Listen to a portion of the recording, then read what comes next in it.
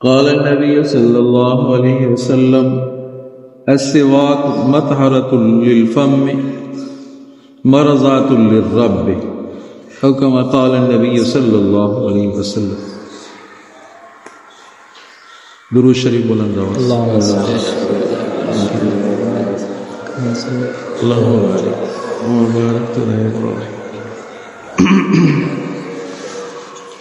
سنت کی اہمیت کتنی ہے. آپ علیہ الصلوۃ والسلام نے فرمایا من تمسک بسنتی عند فساد امتی فلہ اجر 100 شہید. فساد کے دور میں جو ایک سنت کو زندہ کرے گا اس کو 100 شہیدوں کا ثواب ملتا ہے. سنت کے فائدے کتنے ہیں؟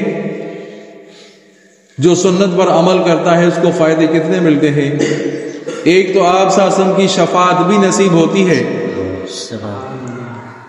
100 شہیدوں کا ثواب بھی ملتا ہے، اور وہ شخص جو سنت پر عمل کر رہا ہے وہ اللہ کا محبوب بھی بن جاتا ہے. سبحان اللہ. سمجھے سنت کی اتنی اہمیت ہے. سنت پر چلنے والے جو ہیں، ایک آدمی سنت پر چلنے والا ہے، اس کو کبھی بھی حقارت کی نظر سے آدمی نہ دیکھے. بھائی پگڑی والا ہے، داڑھی والا ہے، سنت پر چلنے والا ہے، کبھی اس کو حقارت کی نظر سے نہ دیکھے. تو بہت بڑی خطرناک یہ بات ہے. سمجھا نہیں؟ جو سنت پر استہزاء کرتا ہے، سنت پر مزاح کرتا ہے،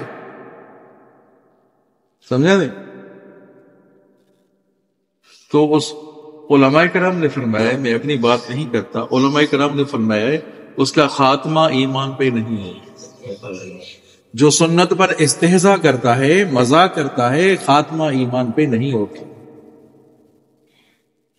ہاتھی ہے نا، ہاتھی کو اگر کوئی مارے تو ہاتھی برداشت کر سکتا ہے، برداشت کرتا ہے. ہنٹر لگائے، کوئی لوہے کے ہنٹر لگائے، برداشت کرتا ہے. ہاتھی کے کوئی بچے کو مارے تو برداشت نہیں کرتا.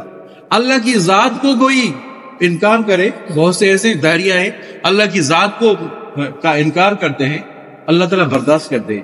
محبوب کی ذات پر کوئی حملہ کرے، جو محبوب مصطفیٰ صلی اللہ علیہ وسلم کی ذات پر کوئی حملہ کرے تو اللہ تعالیٰ برداشت نہیں کرتا. سمجھا؟ کبھی بھی ایسی کبھی بھی ایسا کبھی نہ کرنا. سنت والوں پر کبھی استہزاء نہ کرنا، کبھی مذاق نہ کرنا. تو یہ تو بڑی پگڑی والا ہے، یہ تو داڑھی والا کیسے؟ سمجھا؟ اب یہ کہو کہ دعا کرو بھائی، تو بھی سنت پر چل رہا ہے، دعا کرو میں بھی سنت پر چلوں، میرے لیے بھی دعا کرو. تو ایک دن وہ سیدھے راستے پہ ضرور آئے گا. سمجھا؟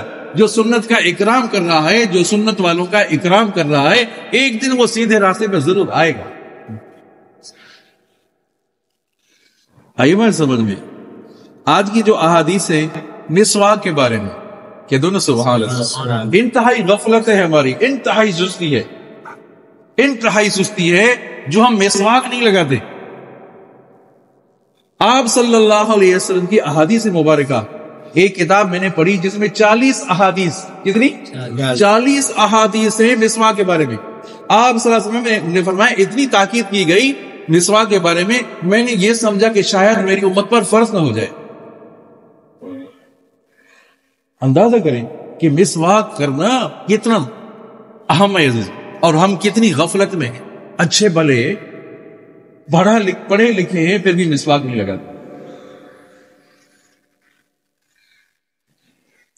ایک آدمی کہتا ہے میں تو یار وہ ٹوتھ پیسٹ استعمال کرتا ہوں، میں تو پاؤڈر استعمال کرتا ہوں، میں تو بنجین استعمال کرتا ہوں، میں تو ڈینٹونک استعمال کرتا ہوں. 1000 دفعہ وہ استعمال کرے، لیکن اس کے استعمال کرنے سے سنت کا فائدہ تو نہیں ملے گا. جو سنت کا فائدہ نہیں ملے گا.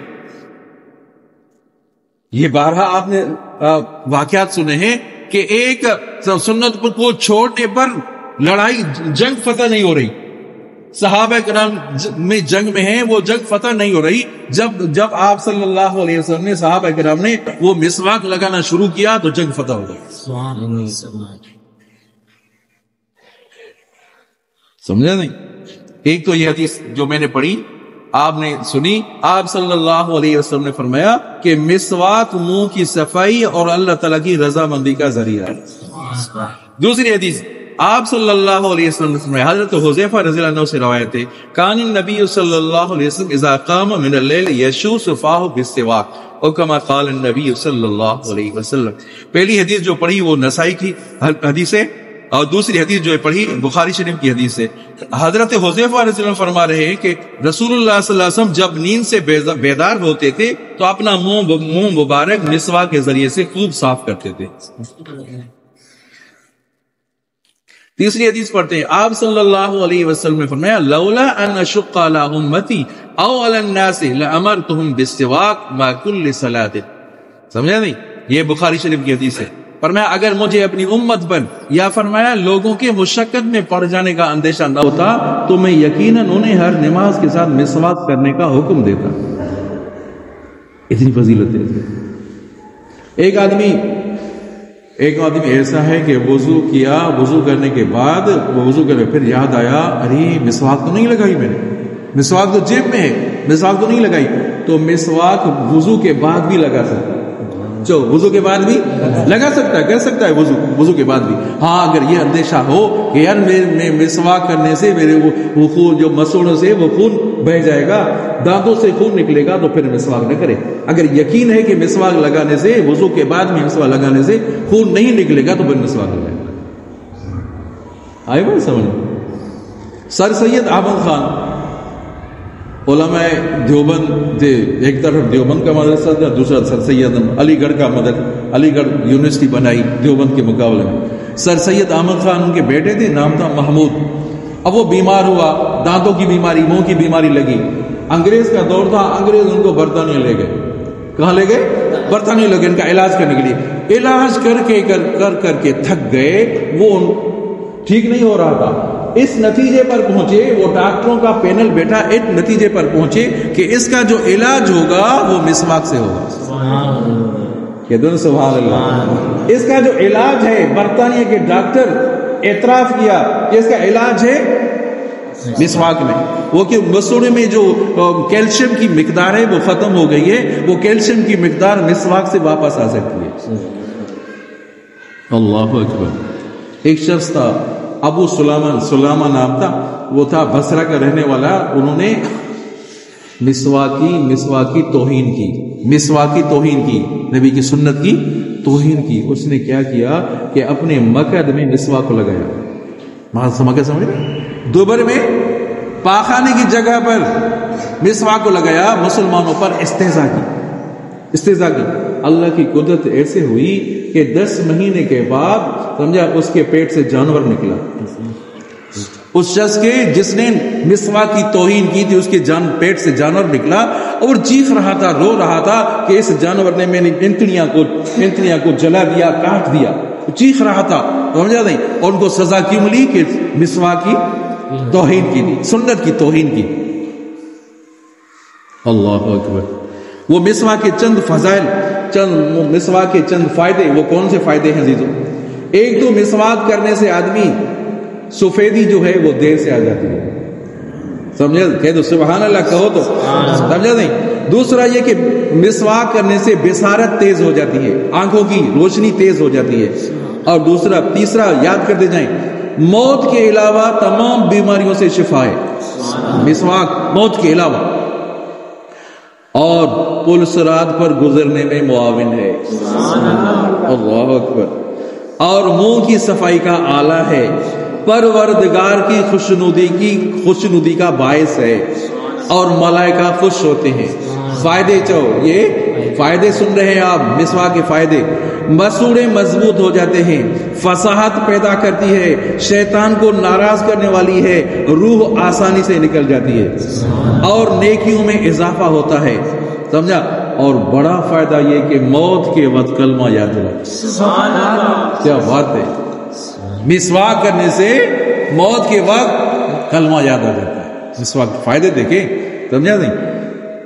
اور مستحب یہ ہے کہ نماز کی تیاری کے وقت مسواک کریں، آپ صلی اللہ علیہ وسلم جب گھر میں آتے تھے، اما عائشہ صدیقہ رضی اللہ عنہا فرما رہی ہیں کہ آپ پوچھا گیا کہ پہلے کون سا کام کرتے تھے، کہ گھر آنے کے بعد پہلے مسواک کرتے تھے، گھر آنے کے بعد، بس گھر سے باہر آ رہے ہیں، گھر سے باہر جا رہے ہیں تو پہلے مسواک کرتے تھے، قرآن پاک کی تلاوت کے لیے پہلے مسواک لگائیں، جو قرآن پاک کی تلاوت کرنے کے بعد مسواک لگائیں، کسی سے ملنا ہے تو مسواک لگائیں، نیند سے بیداری کے وقت مسواک لگائیں، جو نیند سے بیداری کے وقت بھی رات کو اٹھ رہے ہیں آپ، یہ تو سمجھا آپ نے، وضو کرتے ہوئے مسواک، کھانا کھانے سے پہلے، جو کھانا کھانے سے مسواک لگائیں۔ میں نے اپنے والد صاحب کو دیکھا، اللہ تعالیٰ ان کی قبر پر رحمت نازل فرمائے، دانت بالکل نہیں تھے، میرے والد محترم، اللہ تعالیٰ کی قبر پر رحمت برسائے، اللہ تعالیٰ جنت میں اعلیٰ مقام عطا فرمائے، سمجھا نہیں، دانت نہیں تھے پھر بھی منہ میں مسواک لگاتے تھے، سمجھا۔ جن دوستوں کو بوڑھے ہو گئے دانت نہیں ہے تو مسواک لگانے سے سنت کا فائدہ تو ہوگا، سنت کا فائدہ تو ہوگا، سنت پر عمل کرنے سے سنت کا فائدہ تو ہوگا۔